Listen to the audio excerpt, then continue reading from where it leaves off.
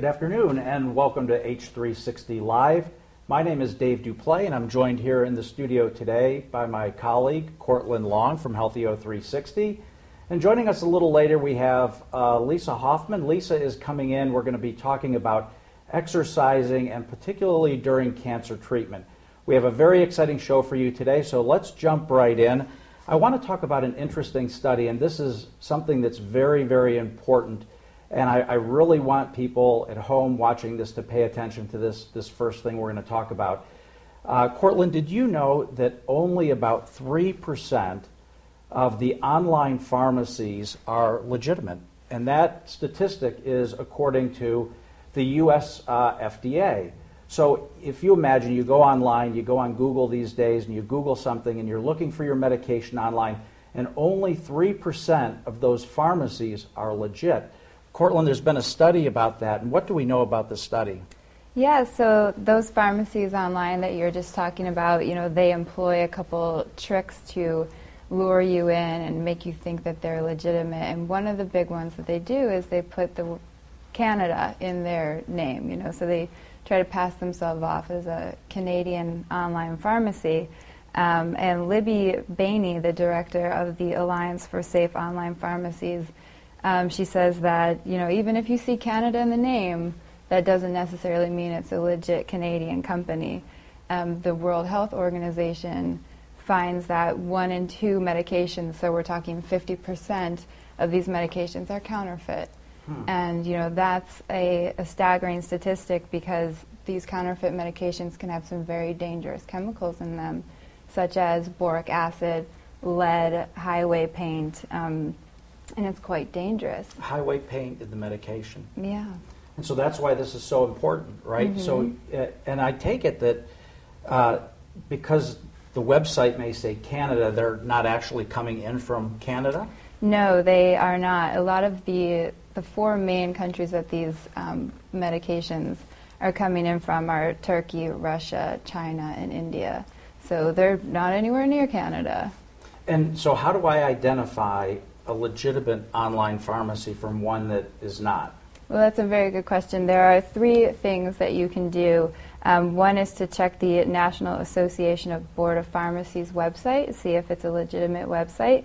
The second one you can do is visit legitscript.com, enter in the name of the company and see if they are an approved company.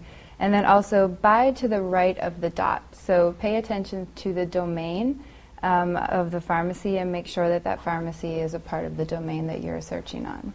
Yeah, very, very good and very important. So, I would really urge you to pay attention when you're looking for your pharmaceuticals online.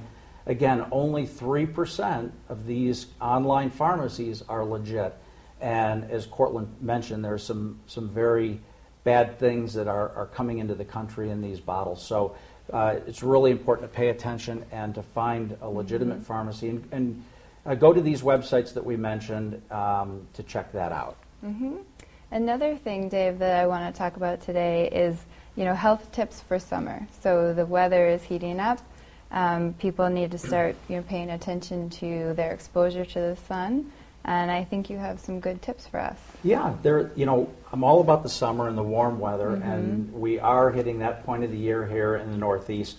And so there are some things that I want you to look out for during the summer. And one of those is heat stroke. And heat stroke is a severe hyperthermia. It occurs in the human body and absorbs heat that can't be dispensed or dissipate out of the body. And so heat stroke in the summertime is a very serious thing, especially for the very young and the elderly. It's important for everyone to know, but the young and the aging really need to pay attention to heat stroke. And I think there's some remedies that we might have for that. Yes, there are. So you can take an ice bath or a cool shower, drink cool liquids, and wear some light and loose clothing. Yeah. The next one is heat cramps, and you're going to notice this pattern. It's all about heat. So the next one is heat cramps. And when you get overly heated in the summertime, you ever notice that your muscles will tighten up, especially in your abdomen and around your core, and what you're experiencing is heat cramp syndromes. And I think we have a couple of remedies for that. Yes, we do. So rest in a cool place. Again, drink cool liquids, clear liquids with electrolytes. And once the cramp has subsided, try not to go back to the strenuous activity because it can induce heat exhaustion or heat stroke. Yeah, heat exhaustion is actually our next one. Heavy sweating, weakness, dizziness, headaches. Again, the young and the elderly have got to really pay attention. And so if you're experiencing a lot of sweating and dizziness, really pay attention to that and get in out of the sun.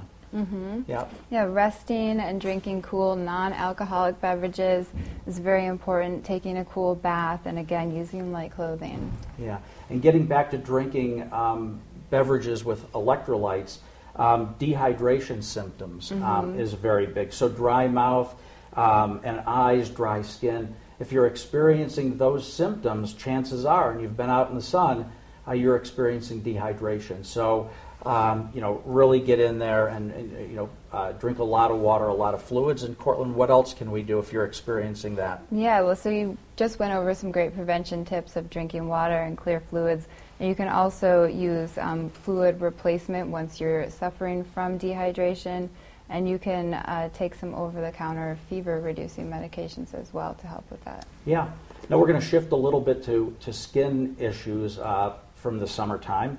And rosacea is one of those. And I have a little bit of Irish in my background, so my cheeks are always a little bit red. But how can we prepare and be wary of skin rosacea in the summertime? What can we do? Well, wearing an SPF sunscreen of 30 or more is very important for anyone, I think, but especially for people with rosacea.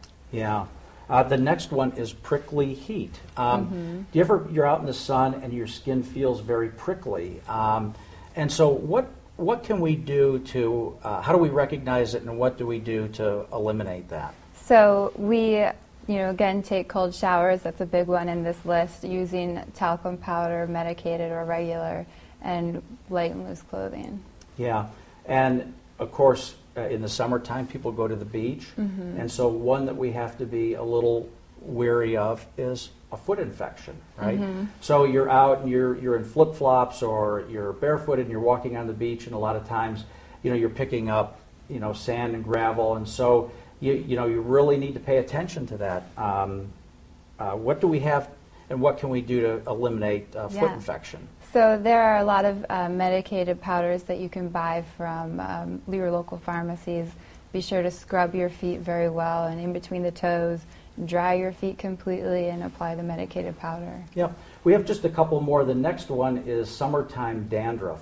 And it's almost counterintuitive because you're sweating a lot and you feel like your scalp is moisturized, but it really isn't. And, there's probably not a lot of home remedies, but if you're experiencing a lot of summertime dandruff, go to your doctor, your dermatologist, and they can, recommend a prescription drug for that, a shampoo. Moving along, we have summer diet, and I know we've talked a lot about this on a couple of our shows, and summer foods and eating a lot of vegetables. What are some of the great things that one can do to alter their summertime diet? So your summer diet is actually very important because when you sweat in the summer, you lose a lot of nutrients and minerals. So to bring those back into your body, eat a lot of fresh fruits and vegetables in the summer. That's very important. And you have to choose your fats carefully. So a lot of times in the summer, people want to diet and go on the zero-fat diet, but it's important to still incorporate healthy fats such as avocado. And use those sparingly, though. Yeah, and so just as it's important to have good hygiene on the body, in the summertime, good food hygiene. Yes. Right, we're out, we're barbecuing, we're eating out a lot, and those little nasty critters keep landing on our food. So keep some cellophane around, some saran wrap, right, some tinsel foil, and make sure that your food is covered up. And don't leave your food sitting out in the sun. Because you're going to experience, and that creates bacteria. So food hygiene is very important. Proper refrigeration, not cross-contaminating your cutting boards and your knives, very important. Absolutely. Well, it's almost time to have Lisa come into the studio, but before we do that, we've had a couple questions come in from last week, and I want to address a couple of these. So Bob G. from Springfield, Massachusetts wants to know, do we ever have any plans to broadcast outside of New York? Our show, our H360 Live outside of New York. Well, Bob, as luck would have it, we do have plans for that. Not immediately, but I have this vision of going across the country in a Winnebago and broadcasting in different cities and talking to different people, because as you know, Healthy O360 is all about real people, real stories, and real life. And so we are going to try to figure that out. We're talking to a few people that are going to sponsor that Winnebago, so if anybody sees the Healthy O360 coming down the road, stop us. We'd love to hear from you and chat. Yeah. So it's all in the plan. Corlin, this next one is for you, actually. Okay. Linda S. from Tulsa, Oklahoma wants to know, she sees your name appear on the broadcast, and she wants to know, what is MPH? What are those initials after your name? That's a great question. So MPH stands for Master of Public Health. So I got an advanced degree in public health, and I learned all about nutrition, creating health programs, health communication, how to evaluate health programs, and so much more. I can't sum it up, in 30 seconds, but that's a little taste. Wonderful. Well, thanks for that. Now, into our studio is Lisa Hoffman. Lisa, thank you for coming in today. Lisa is the founder and CEO of Solo Fitness and Wellness, a consulting firm, and you work with clients who are going through cancer, and you help them with their fitness. Lisa is also an author. This is one of her 2 books that she has out, and this book is The Healing Power of Movement. It's a fantastic book that we're going to talk about. But Lisa, I have so many questions for you. I remember not so long ago that if you were diagnosed with cancer, your physician would say, slow it down, take it easy, minimal, if any, exercise. But yet now it seems like they're saying the opposite, and exercise is so important through your cancer. Tell us what's changed. Yeah. You're correct, Dave. Historically, clinicians would tell their patients once they're diagnosed with cancer to rest, to avoid activity. However, research has come out more recently to state that they're challenging this myth, that in fact it's counterproductive and will be beneficial to participate in physical activity once you're diagnosed with cancer and throughout your whole course of treatment and beyond. Wow. So, but it's not only beneficial when you're diagnosed, right? So we kind of divide it into 2 camps, right? Pre-diagnosis. And so what are we focused on there, and how can that help? And as I got to know you a little bit before the show today, and so there are significant benefits in that as well. And so let's talk about the pre first and what we know about that. Sure. Certainly exercise is not a cure for cancer. And exercise isn't one of the only things that prevent cancer and also to treat cancer. So if we look at that. However, research has shown that it plays a vital role in cancer prevention and cancer control. So if we talk about the cancer prevention side, so let's see the physical activity that prevents cancer from ever happening. So we can have cardiovascular fitness, and we have strengthening, and there's stretching, and all different types of sports that you can do. And there was an interesting research that came out on the prevention side just recently, and this was from the Cooper Clinic in Texas. And this showed over 14,000 men looking at physical activity, or actually cardiorespiratory fitness. So that's full body motion, big muscle groups over a sustained period of time. So that's running and walking and jogging and biking. And they looked at that, and they looked across the board from years and decades prior to a cancer diagnosis. And did this make a difference? And in fact, they showed that it decreased incidence by 1/3 if you had high cardiorespiratory endurance for lung cancer and colorectal cancer. Wow. And this was pretty exciting because this was really one of the first it was an observational study, it was a prospective study, so you looked over years of time, and they looked at Medicare age at 65, did these men, were they diagnosed with cancer? They didn't see, though, that cardiorespiratory fitness, a high end, had any effect on the incidence of prostate cancer. But was very interesting, and a take-home message for all of this, that if you were diagnosed with one of these three cancers, that your life, that there wouldn't be a specific cause of death due to your cancer if you had high cardiovascular fitness. And that is pretty exciting. Yeah. That is exciting. And exercise also helps to delay obesity. So, and I understand that there is a unique shift happening from smoking being a leading cause of cancer to now obesity. Yeah, kind of incredible how, it seems that with the National Cancer Institute, they're showing that they think that obesity is going to take over cigarette smoking for the #1 preventive cause of cancer death. And that's kind of seismic that we can make a change. And so what happens? Are we eating more? What's causing? Are we eating more? Are we smoking less? Or a combination of the two? I agree. I think there's a combination of both. I think, the smoking message is out there. I think we're decreasing our incidence of smoking here in America, especially, the rules and the laws have changed. We can't smoke inside. It's making it, it's getting very difficult for people to have this habit. Yeah. It's an expensive habit, so I think things are shifting. However, on the obesity side, people can tend to, have a bigger waistline. But what's interesting, too, in the exercise world, in cancer prevention, that exercise seems to be an independent risk factor for cancer. So that means if you're physically fit and you have an active lifestyle, no matter what your BMI is, and that's body mass index, so it's independent of your weight.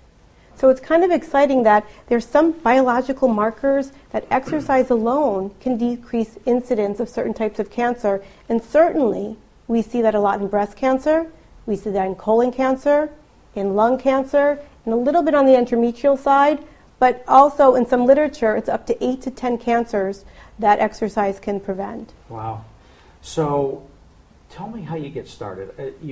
You're in the doctor's office and you hear those unfortunate words, you have cancer, and your physician now recommends an exercise regimen. I know you have a little squeezy ball here, right, that you work with clients on, and I know you do a lot of work with those elastic bands, right, the resistance bands. How do you get started? What's the process of, when you work with a client, how do you get them into an exercise routine? Yeah, that's a very good question. First, as you said, that when the doctor recommends, your clinician will recommend physical activity to help support your cancer treatment. First of all, I hope physicians and oncologists or radiologists or nurse practitioners would recommend exercise or physical activity for their patient. It's kind of the last thing on the list at times, but it's really quite important. And they're finding out that there is something that we can do. It really does depend on what happens before that line of diagnosis. Is this a habit? Are you physically active? Do you like to do it? Are you, do you do fitness? Do you do wellness? Do you like to exercise? Do you like to play sports? A lot of people I know, we don't play treadmill and we don't play stationary bike, but people play soccer. And here we are in New York, and our clients are mostly here in New York, that we walk everywhere. So we're weight-bearing, aerobic activity, protecting our bones. Sure. So that's a good starting point. But if there is a recommendation that, now it's time to get started and I want to do something to take care of myself, it actually helps patients, once they're diagnosed, to help to be proactive in their treatment plan. Sometimes you feel so helpless and that you're being told where to go and what to do. This is something that people can say, I can take charge of, I have a choice, and I can make some changes here. And so it's a really wonderful time to start an exercise program. And there's actually research in the breast cancer community that decreasing risk of recurrence in breast cancer, and actually in colon cancer too. But it doesn't matter if it's before or after the diagnosis. And some more studies are coming out to say if you start exercising post-diagnosis, there's a benefit. That's very interesting. And you don't have to go to a gym. There's things you can do, right? And we can, in your book, The Healing Power of Movement, It doesn't have to be lifting a lot of weight. It's about movement. It's about flexibility. It's about stretching. Right. It's about practical. Practical. It's about practical and your quality of life. You know, it started when I wrote the book. It really started from a client who was undergoing cancer treatment right before her bone marrow transplant, and she wanted to take a bath, and she couldn't take a bath because she didn't have the confidence and the strength to get out of the bathtub. And that was her simple task. So that was our goal. Our goal wasn't to cross the finish line to do a 10K. Our goal was to get out of the bathtub safely. Mm-hmm. So that meant core exercise, core work, upper arm movement, how to transfer your body through space, coming over the lip of the bathtub. So coordination, and on one foot and the other, and find balance, and then get your towel and wrap up. So we exercised, we did a program together, and a couple months later, I remember she called and she said, "Lisa, I took a bath." Wow. Well, if that's not success, right. I don't know what is, and I send her some bubble baths to congratulate her. And so that's practical. You said practical. Mm-hmm. Practical. And that's also why the book was called The Healing Power of Movement, because exercise means different things to different people. Yep. So in the very beginning, when we were starting to work with our clients who one day open the door and say, "I have cancer, what are we going to do?" That, part of my physiology hat said, well, we have to get medical clearance of what to do. And we're asking the doctor, does she have clearance for exercise? Exercise, no. Right. So I kind of wrote the doctor, the oncologist, a note to say, we're walking around the dining room table. Mm-hmm. We're sitting on a chair and we're lifting an arm up. We're stretching her chest. We're stretching out her back because her bone marrow test was there. Yeah. And so we need to stretch her out a little bit. She's been sitting in a chair, and she's kind of hunched over this way. So we want to open up her chest.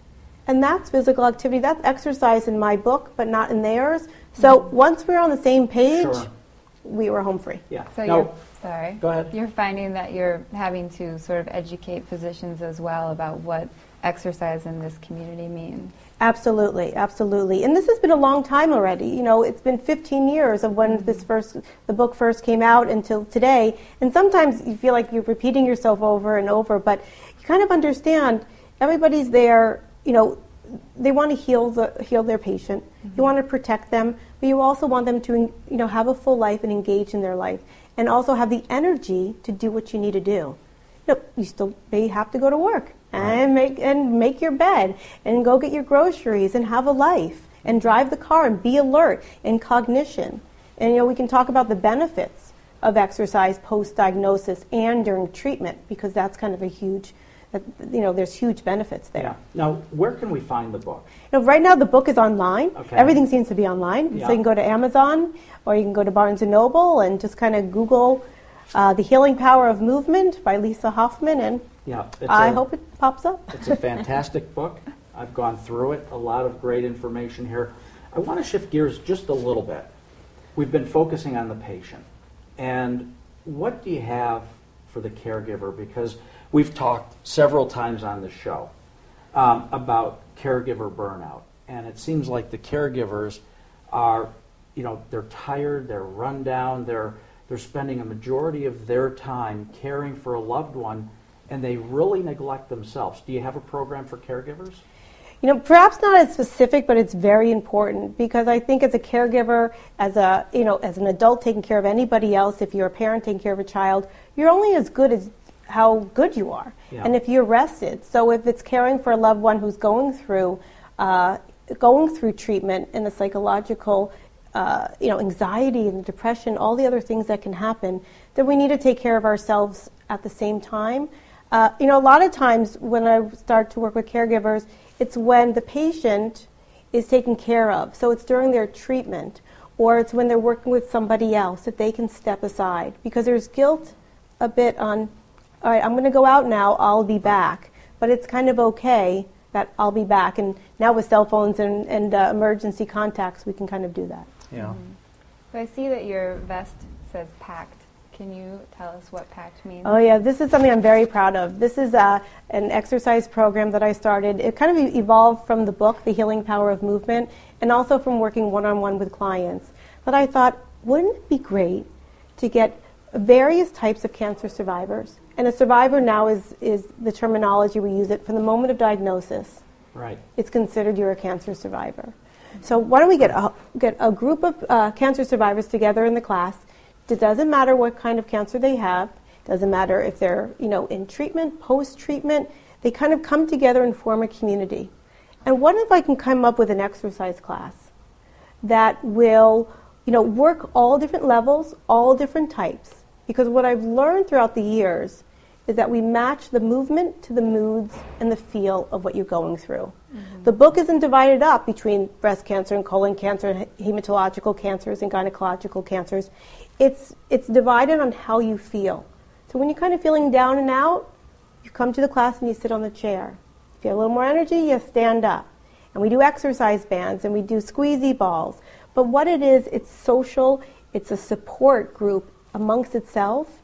And what I pride myself in the PACT class is that it's a stop-start class, but our focus is on short-term and long-term side effects of treatment.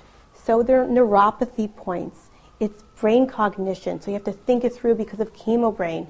If there was surgery and you have an impairment or impingement in a shoulder and certain joint, we work that area and we open up that joint. We work on bone density. We work on coordination and we work on breathing. Mm-hmm. And PACT stands for to participate in physical activity during cancer treatment and beyond. Mm-hmm. So I always tell my students, we're going to make a pact for life. Yeah, and beyond. That's an important part of the equation, right? And beyond.